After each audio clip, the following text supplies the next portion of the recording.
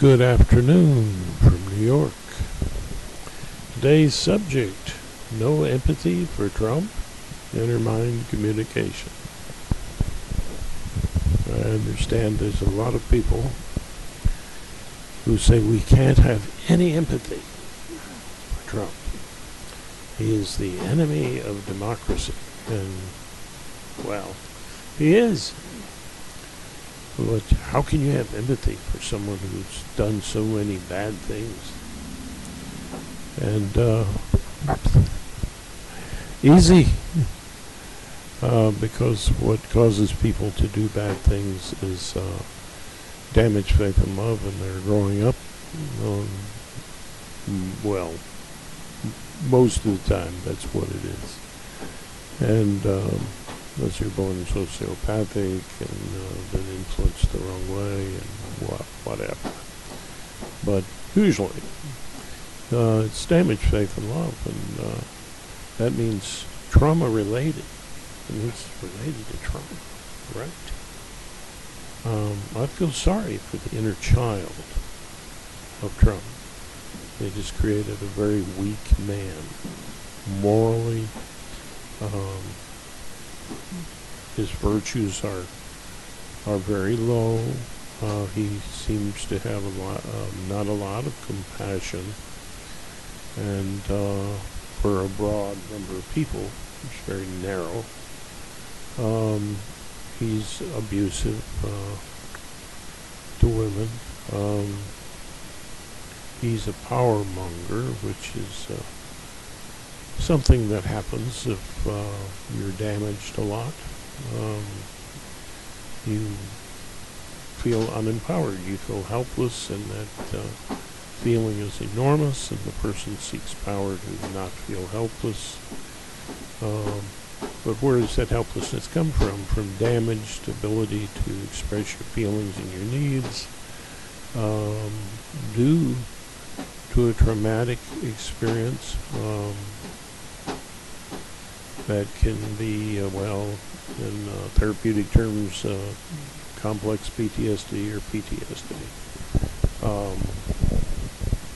This kind of damage, well, I can have empathy for a damaged child, who's grown up and still lost in symbolic representations of needs vitally needed that were not met. Of course, I can have empathy. I can have empathy with anybody. You say, well, how can we defeat Trump without, wanting him to be punished? Well, I don't. I'm a rational mystic.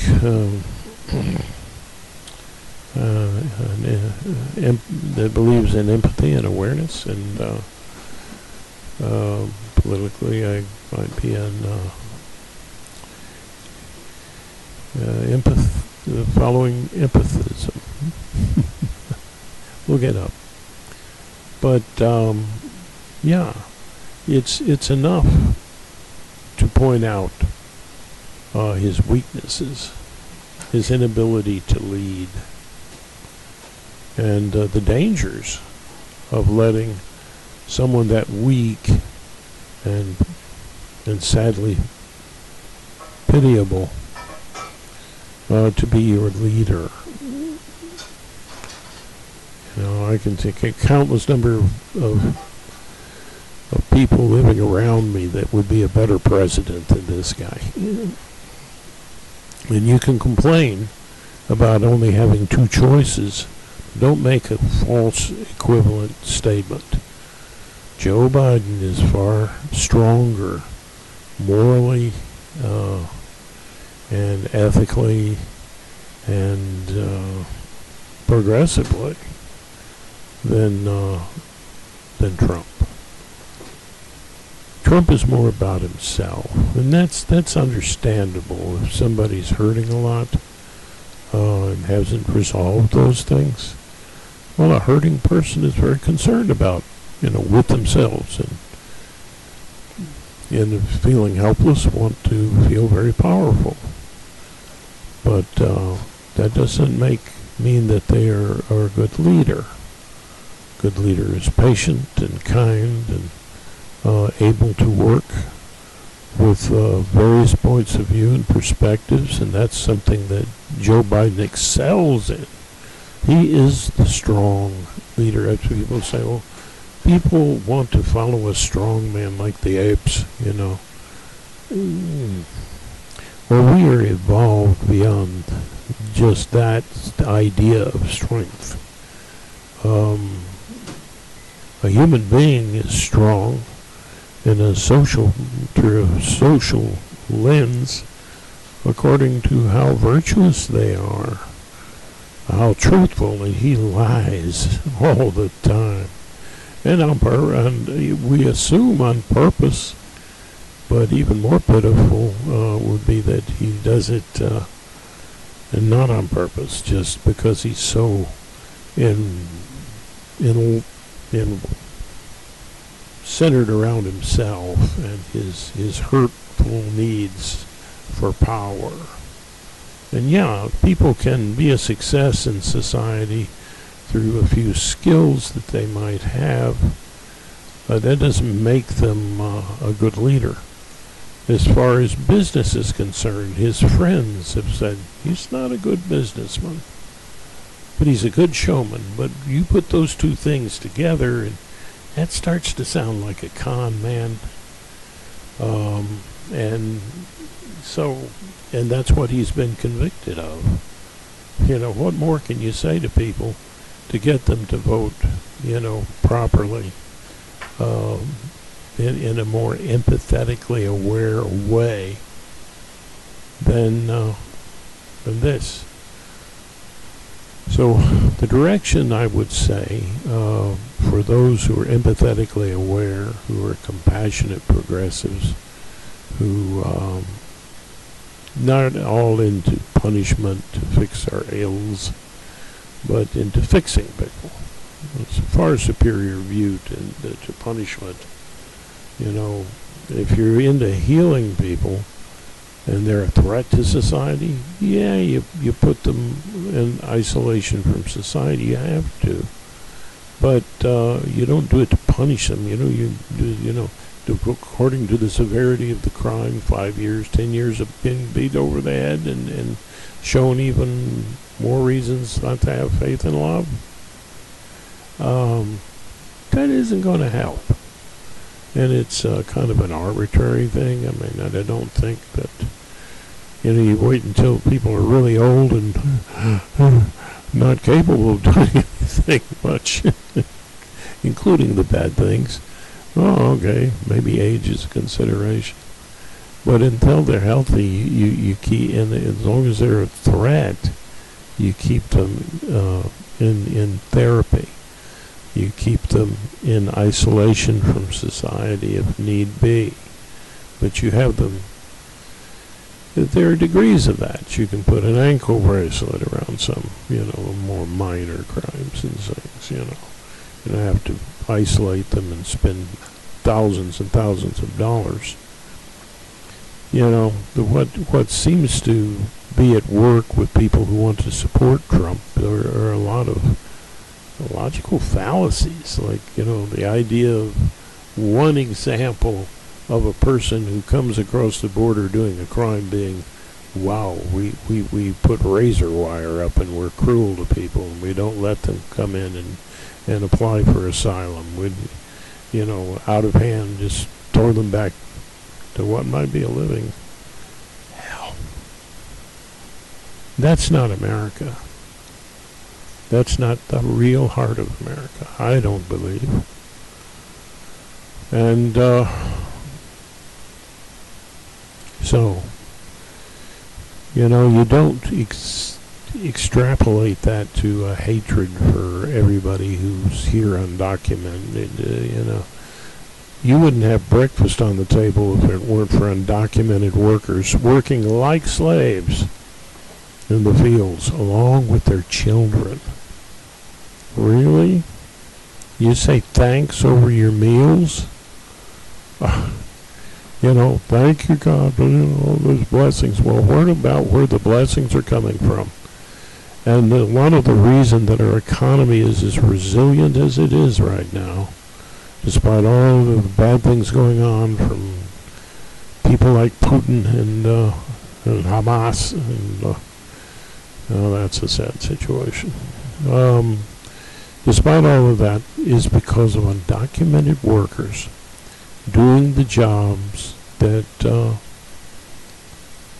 other North Americans,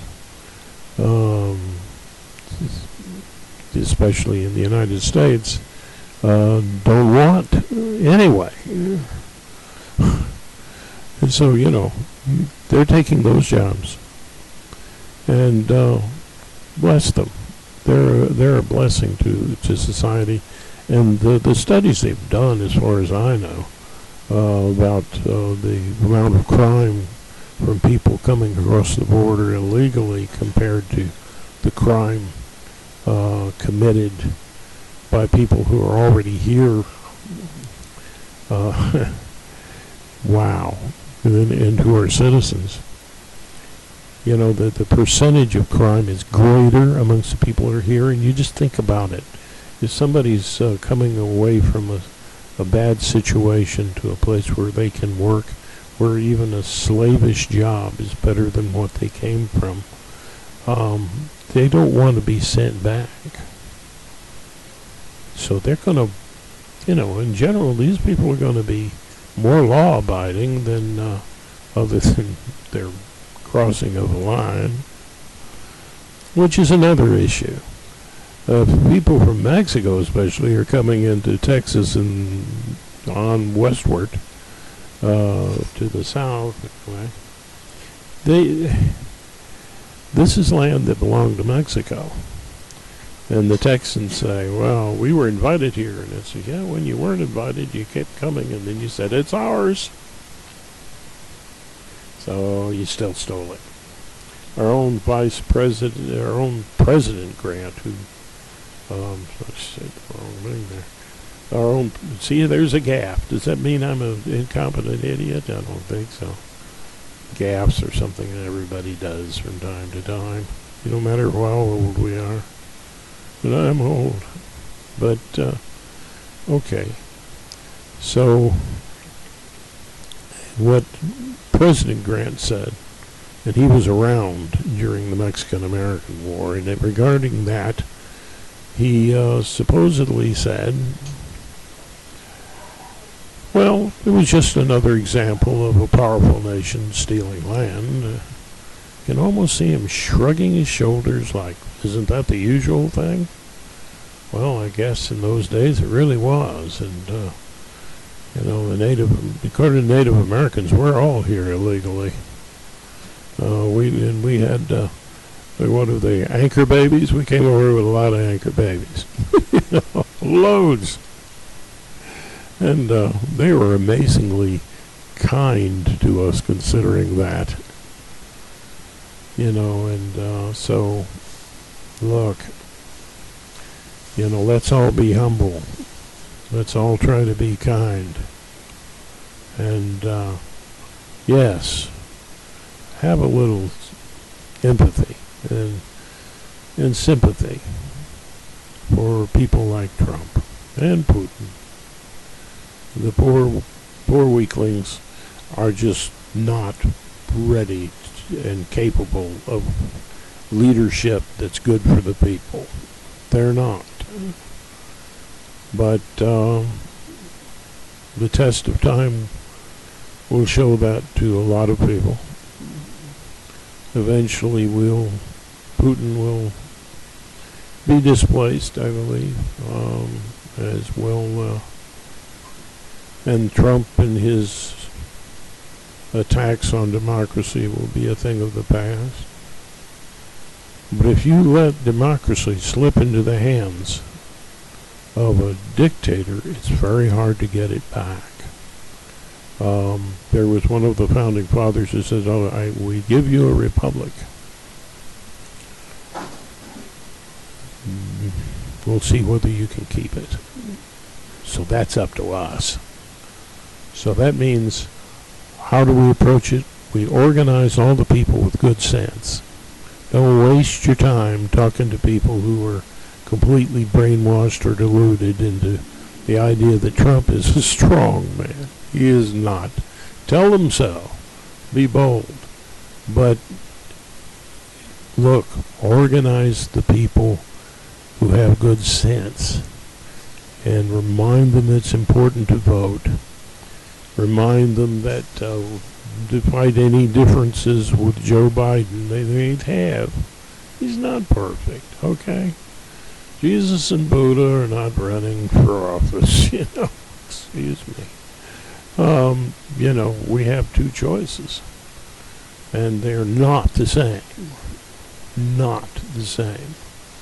And the whole Republican Party is crashing down because into the lunacy of Trumpland, the MAGA group, because of a group that is becoming a non-majority in the United States and feel that they're losing power.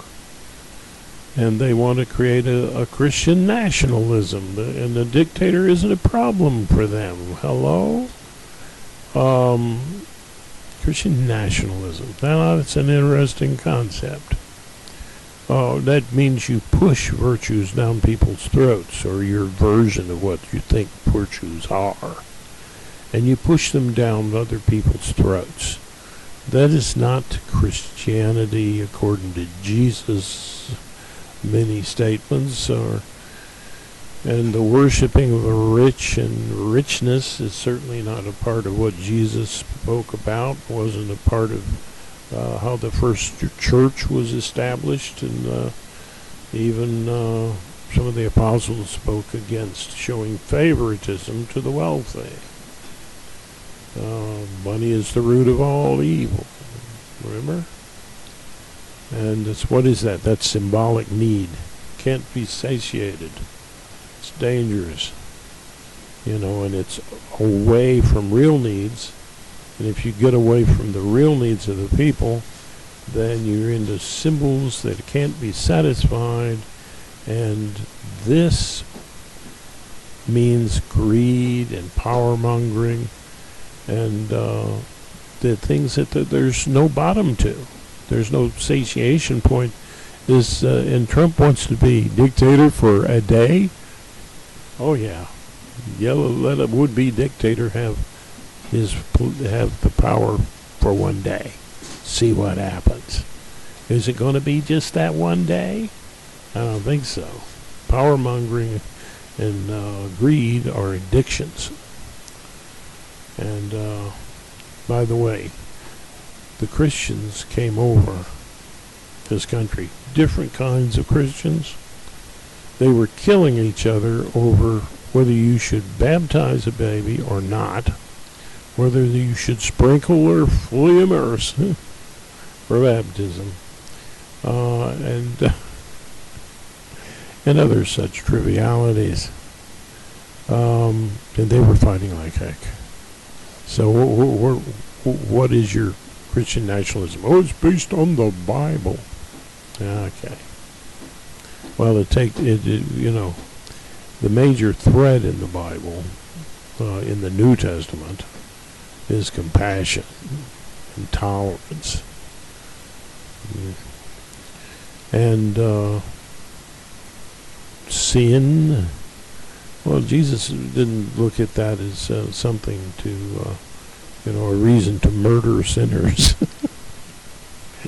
He looked at them as morally ill or sick, supposedly, because when he was approached about sitting amongst people addicted to drink and to food and whatever, and they come in, well, how can you be sitting next to these people? Says, well, it's a second need of a physician. That's not a punishing attitude. Look at the Lord's Prayer. Is that a punishing attitude? No. Jesus didn't go around the world twisting, around his world, twisting arms and, believe in me or else.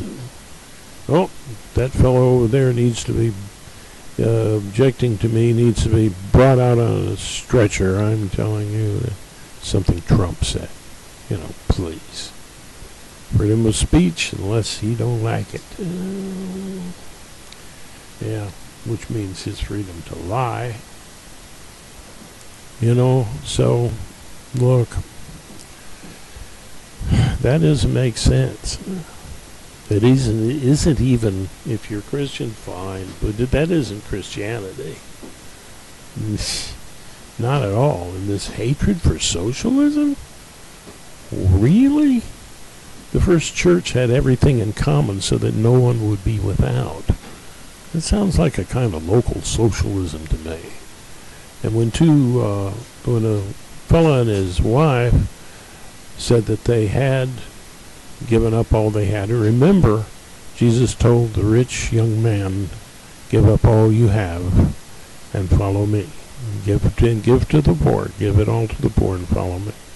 Well, the guy went away sorrowful because he wouldn't do that. So following Jesus, well, there you go. You can't be in love with money. You can't. And so this couple goes into the apostles and the first church, and talked about in the book of Acts, and they say, and they ask him, did you? He asked Ananias, and they asked him, and says, Did you give all that you had? And he goes, oh yeah. So you didn't just lie to me, you lied to the Holy Spirit, You lied to the big guy. And so he was struck dead. He was struck dead. And they came and carried him out. I'm just saying, this is the way the story went. And that's the barb that I don't like in religion. It's about punishment. I don't think that was the right way to do things. But anyway, he was struck dead supposedly because of that.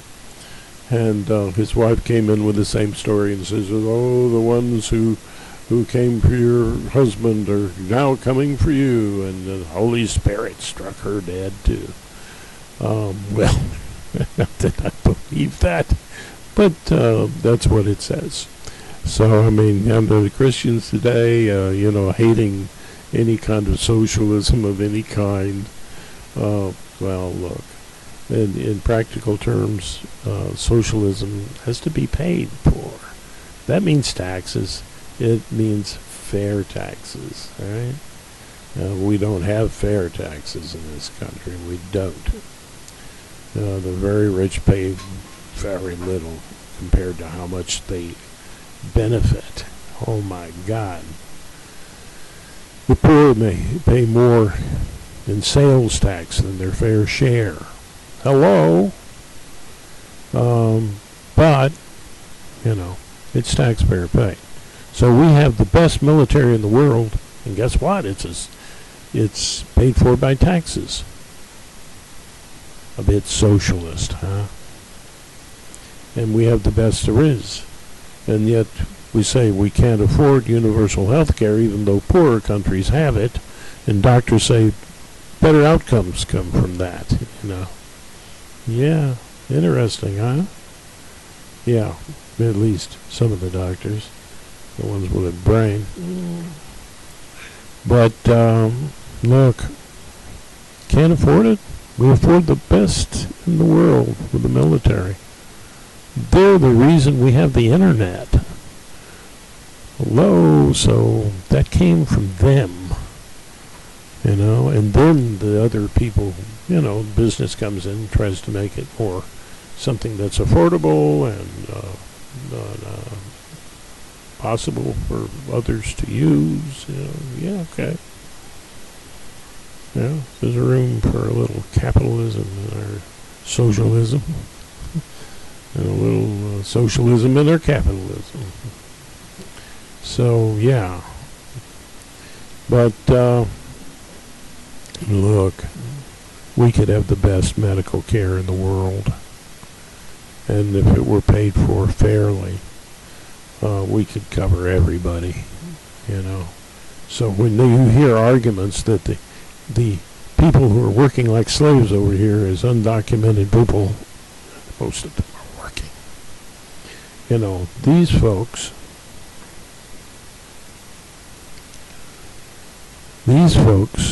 are not taking anything away from you. They're adding value to the country. And they're getting very little in return.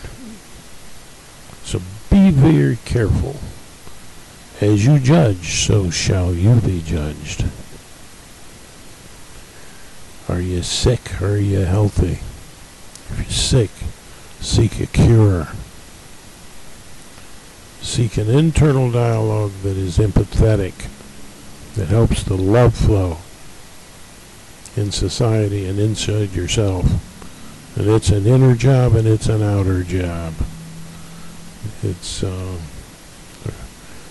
true mystic is someone who attempts to be one with a sense of higher power, and I've talked about that. And that's okay. You know, people want to feel they have a relationship with absolute truth, or humanize it and calling it God, whatever.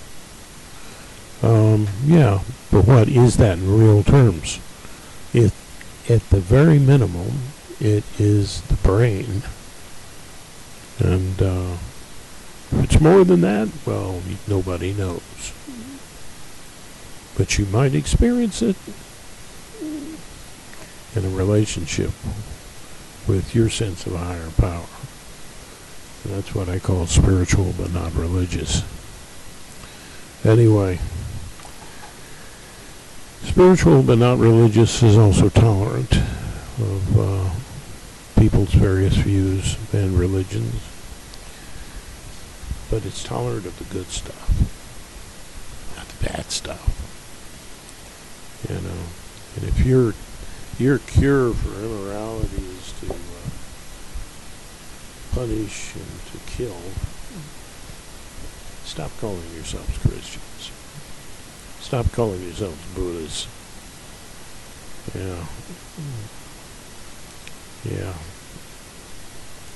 Yeah, just stop that. Not true. Yeah. So, but I'm none of those things. I'm a rational mystic. I have experiences, and but I don't tell people that's the objective truth. It's my personal truth. And the only thing you can do with personal truth is show somebody, you know, how you got there, and, you know, and let them find out for themselves. And if they come up with the same conclusions, that's interesting. And if they don't, fine. So that's the practical inner mind communication that I talk about.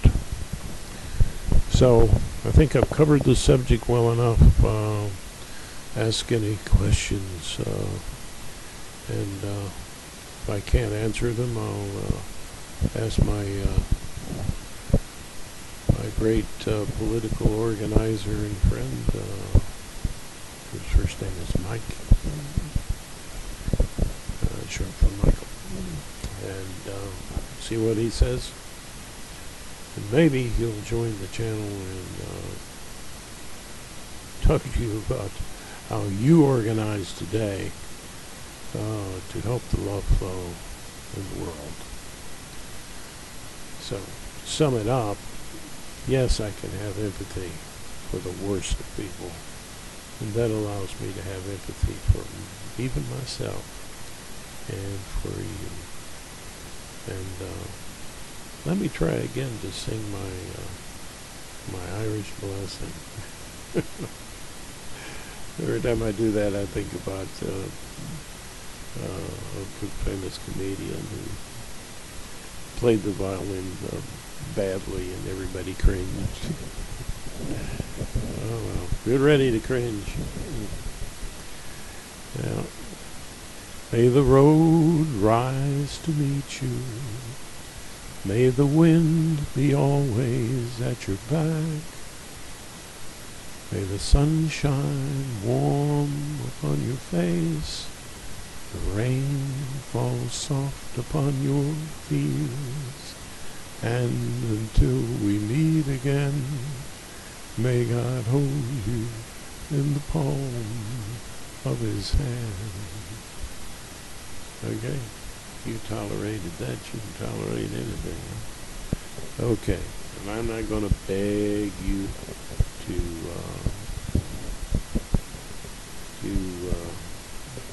follow the channel,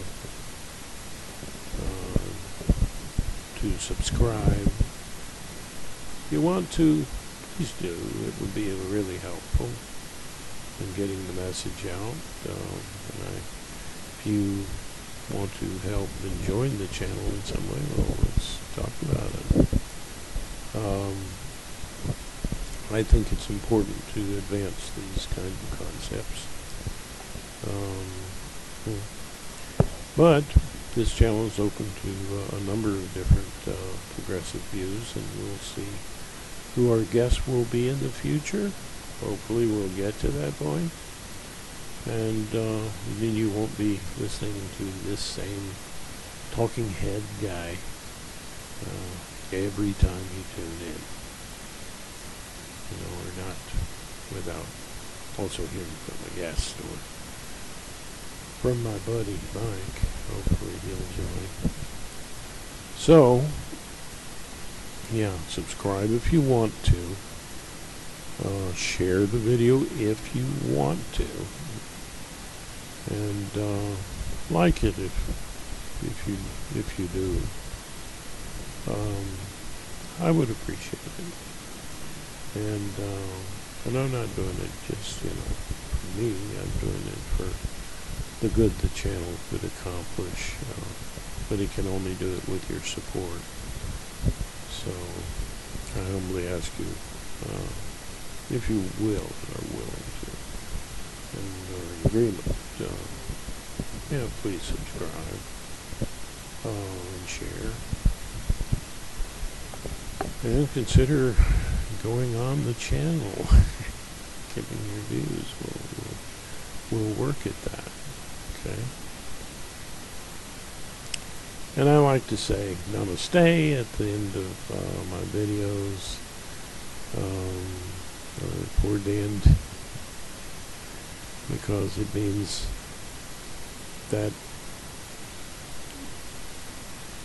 part of me that is part of you, that is one with the universe, the part of everything, and it has this potential to grow the love flow, which takes us to our truest, purest selves, and more virtuous selves, under the influence of empathy, which we can learn together. And it means a respect from that perspective to that perspective in you. And so that's why I say namaste.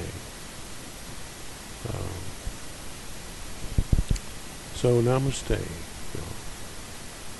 and make a great day. And namaste.